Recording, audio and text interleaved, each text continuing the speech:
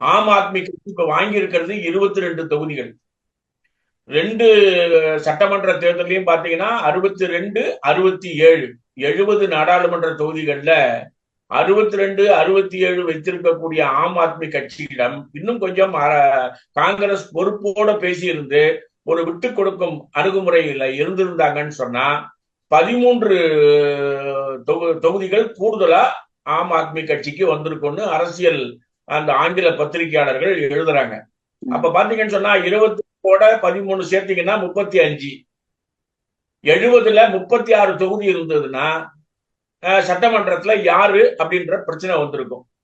இவர்கள் விட்டு கொடுக்காததுனால பாத்தீங்கன்னு சொன்னா 27 ஆண்டுகள் கழித்து அந்த வெற்றியை அவர்கள் பெற்றிருக்கிறார்கள். இது அவங்க பெற்ற வெற்றி அல்ல, நாம் விட்டு கொடுத்த வெற்றி.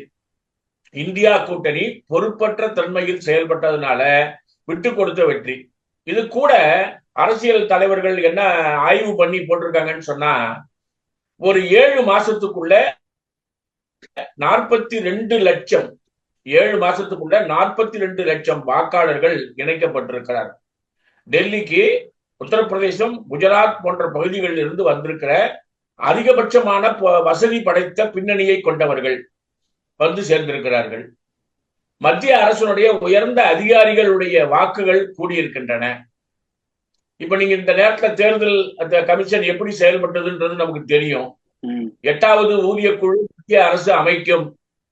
ஆட்டோமேட்டிக்கா மிடில் கிளாஸ், நான் மொத்த வாக்காளர்கள 40% மேலாக இருக்கக்கூடிய மிடில் கிளாஸுடைய வாக்குகளை பெறுவதற்கு அந்த அறிவிப்பு.